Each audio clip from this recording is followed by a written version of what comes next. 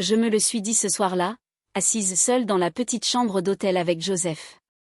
Mon mari Miles, qui était à l'étranger depuis quelques mois, m'avait déjà quitté si tendu. Il me manquait bien sûr, mais ce n'était pas seulement son absence, c'était sa négligence, son manque d'intérêt, le vrai problème. Les nuits solitaires me rongeaient l'âme.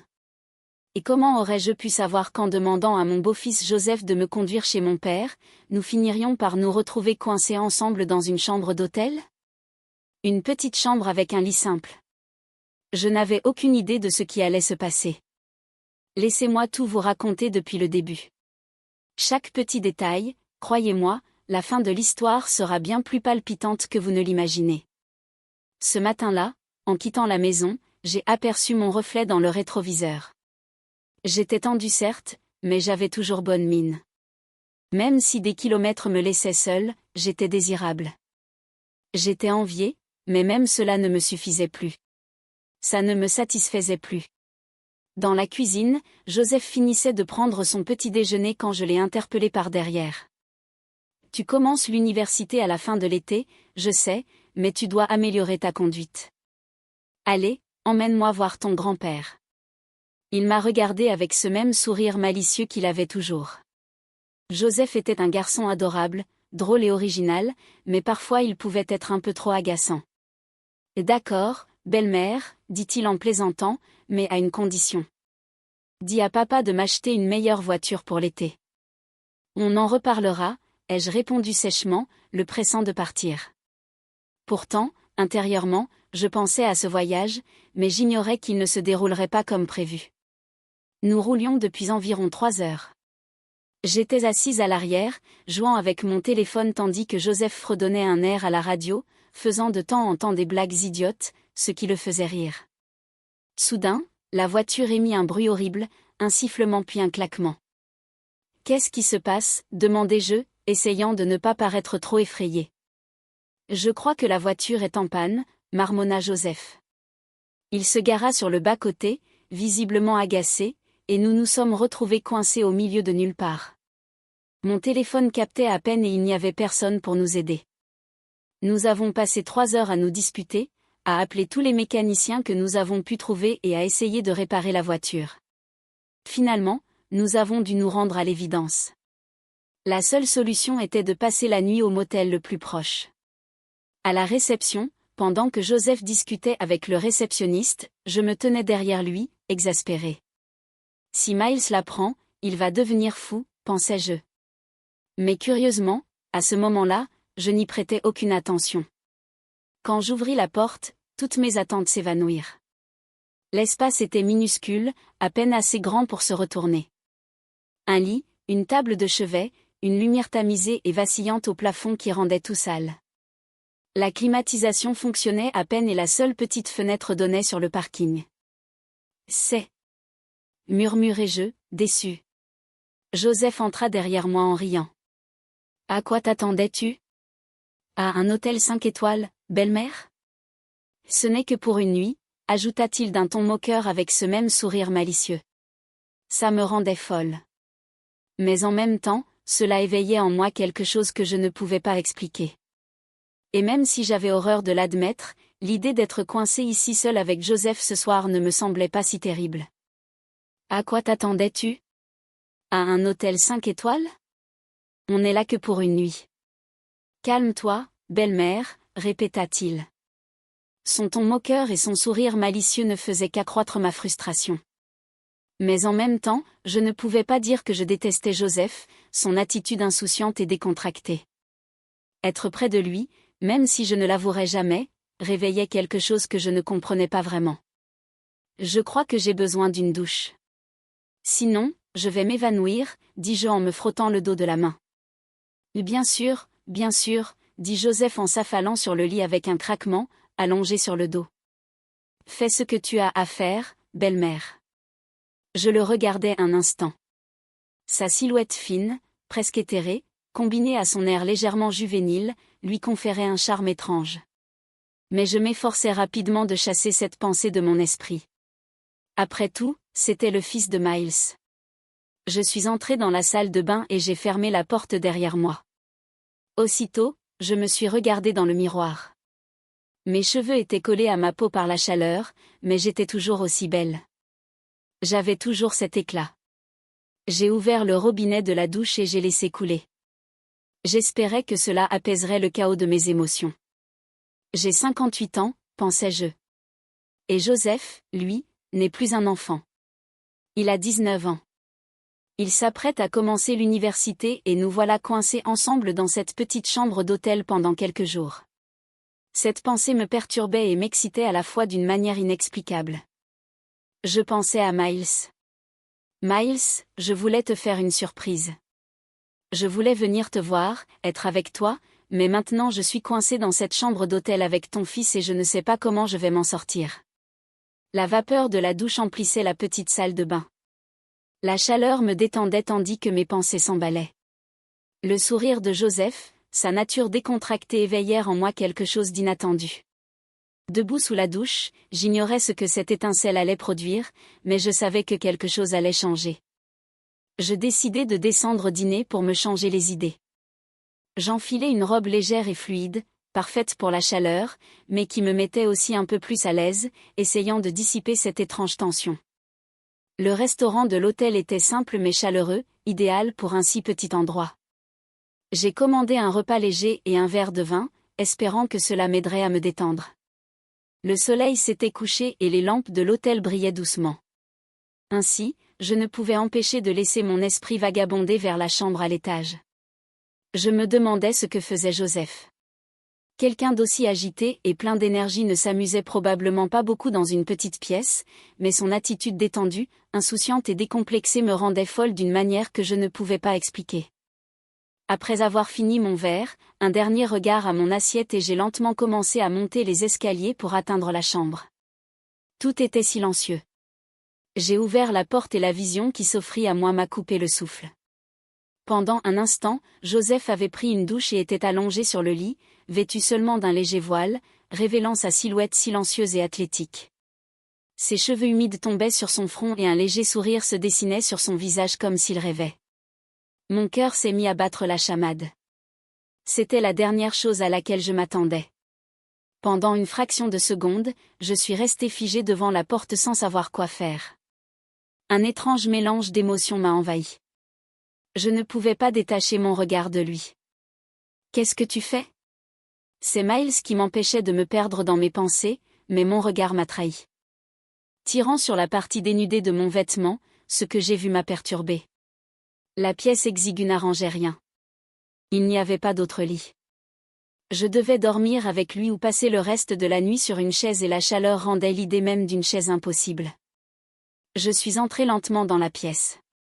Joseph respirait de façon rythmée et régulière. J'ai inspiré profondément, essayant de me concentrer, mais le chaos intérieur m'empêchait de penser clairement. J'ai dû me ressaisir. « Ça va ?» ai-je demandé, ce n'est qu'une nuit, rien de plus. Je voulais surprendre Miles et je l'ai fait. Sois rationnel, reste calme. J'ai fait quelques pas vers le lit et j'ai regardé Joseph. L'expression innocente sur son visage n'a fait qu'accroître mes angoisses. Mes pensées se compliquaient encore davantage. Ainsi, au bord du lit, je me demandais comment j'allais passer la nuit. Je me suis réveillée au milieu de la nuit à cause d'un léger bruit. J'ai à peine ouvert les yeux. En balayant la pièce du regard, j'ai vu Joseph se glisser dans le lit, à moitié endormi. Il a passé ses mains dans ses cheveux et s'est légèrement gratté la tête. J'ai réalisé que je l'observais, les yeux à peine ouverts, faisant semblant de dormir, même si j'étais loin d'être calme intérieurement. Puis son regard s'est posé sur moi. Mon cœur s'est mis à battre la chamade. Il m'avait vu. J'essayais de maintenir la comédie, gardant une expression somnolente et restant silencieuse. Mais j'étais en proie à une énergie débordante. Il laissa tomber ses épaules, révélant son visage plus jeune. La façon dont ses muscles se contractaient à chaque mouvement fit naître en moi une étrange chaleur. Je ne me retenais plus. À ce moment-là, je réalisais deux choses. Je n'avais aucun contrôle et en partie, je ne voulais même pas l'arrêter. Joseph sortit un short de son lit et tout en le faisant, il me regardait comme s'il essayait de savoir si j'étais réveillée. Son regard m'excita encore davantage. J'essayais de résister mais en vain. À ce moment-là, je me laissais emporter. Après avoir remis son short, il ne retourna pas se coucher. Il s'assit sur la chaise dans le coin de la pièce et commença à me regarder. Être observé avec une telle attention était troublant et émouvant. Quelque chose d'indescriptible s'éveilla en moi. Je gardais les yeux fermés, faisant semblant de dormir. Mais combien de temps pourrais-je tenir ainsi? Finalement, je n'y parvins plus et je me levai. Lorsque mon regard croisa celui de Joseph, je veillai à ce que ma voix ne tremble pas et dis, sans cacher que tu m'excites énormément, Joseph. Ces mots résonnèrent dans l'air à cet instant. Je savais que plus rien ne serait jamais comme avant. Le regard de Joseph bougea un instant. Puis il prit une profonde inspiration et commença à parler. Je ne sais pas, dit-il d'une voix basse mais ferme. Nous vivons sous le même toit depuis le départ de mon père. Plus nous passons de temps ensemble, plus je t'aime. Tu ne t'en rends peut-être pas compte, mais parfois je ne peux cacher mon admiration pour toi. C'est un rêve. Ces mots me surprirent, mais ils éveillèrent aussi quelque chose en moi. Il ne détourna pas le regard. Ses yeux étaient fixés sur moi avec une honnêteté et une passion qui me captivèrent complètement. Je dois me lever tôt pour réparer la voiture, poursuivit-il. Sa voix semblait vouloir se convaincre, mais son regard était ailleurs. Je ne peux pas te quitter des yeux. Je n'ai jamais aimé ça. Mon cœur s'emballa à cet instant. Je m'approchai du lit et m'assis sur la chaise en face de lui. Mes yeux se fixèrent sur les siens. L'énergie entre nous était si intense qu'aucun mot n'était nécessaire. Nous restâmes un instant silencieux, mon regard légèrement posé sur lui. Joseph. Ma voix exprimait curiosité et provocation. Parlons-nous de la même chose? Le regard de Joseph s'intensifia comme s'il désirait vivre cet instant plus que les mots. Il ne répondit pas, mais son regard en disait long. Et c'est alors que je compris qu'il n'y avait plus de retour en arrière. Quand je plongeai mon regard dans le sien, une vague de courage et de désir irrésistible me submergea. Le mélange d'hésitation et de passion dans ses yeux me poussa encore plus loin. Je pris une profonde inspiration et poursuivis. Ma voix, calme mais ferme, capta. Quand je suis entré dans la chambre, tu dormais, ta robe légèrement ouverte et je n'arrivais pas à te quitter des yeux. Cela m'a infecté plus que je ne l'aurais cru. Nous ne pouvons y échapper, nous le savons tous les deux. Tandis que mes mots flottaient dans l'air, je fis un pas en avant et me levai lentement. Son regard suivait chacun de mes mouvements. Sa respiration s'accéléra. Je ne pouvais contenir l'excitation qui m'envahissait. Mes doigts atteignirent la ceinture de ma robe et tandis que je la défaisais lentement, je pouvais entendre le changement dans sa respiration à chacun de mes mouvements. Je pense, dis-je en baissant la voix jusqu'à un murmure. Nous devons régler ça, Joseph. J'abaissai lentement la fermeture éclair dans le dos de ma robe. Le tissu glissa de mes épaules jusqu'au sol, l'air frais effleurant ma peau, à peine agité par le ventilateur. Son regard était long, empli de surprise, d'admiration et d'une attirance indéniable. Il ne put résister. Le silence qui s'installa entre nous était un lien. Nos souffles se mêlaient sans que nous nous quittions des yeux. Je ne fis aucun pas de plus vers lui et dis à voix basse, on verra si nous parlons vraiment de la même chose. Les yeux de Joseph restèrent fixés sur moi, son expression ferme et pleine de hardiesse. Soudain, il se leva sans me quitter des yeux et alluma la lumière dans la pièce. Une douce lueur remplit l'espace. Il s'approcha et verrouilla la porte. Mon cœur s'emballa à cet instant comme si cela nous laissait seuls. Lorsqu'il fit un pas vers moi, ma respiration s'accéléra. Il semblait essayer de lire dans mes yeux, mais en même temps, il était pleinement conscient de l'attraction silencieuse qui nous unissait. Alors qu'il se rapprochait, ses mains trouvèrent ma taille et un courant électrique me parcourut. Sans un mot, il se pencha. Son regard était fixé sur moi. Je ne protestais pas. Je ne pouvais pas. Tout me semblait naturel comme si c'était inévitable. Quand enfin, toute la tension s'estompa. Il était explorateur mais d'une force indéniable. Mes mains se portèrent instinctivement à ses épaules et m'enveloppèrent. L'espace entre nous disparut complètement. Nos souffles se mêlèrent. Ce moment comme une explosion de toutes les émotions inexprimées entre nous. La jeunesse et l'énergie de Joseph se heurtèrent à la profondeur de la passion que je portais en moi depuis des années. Point final. C'était le début de quelque chose. Un début à la fois terrifiant et exaltant. Cette nuit-là, il n'y avait plus aucun moyen de cacher ce que nous allions nous offrir. Je me suis laissé tomber sur le lit, épuisé, mais mes pensées s'emballaient. Ma respiration était encore irrégulière. Mon pied a effleuré le tissu de ma robe qui gisait sur le sol.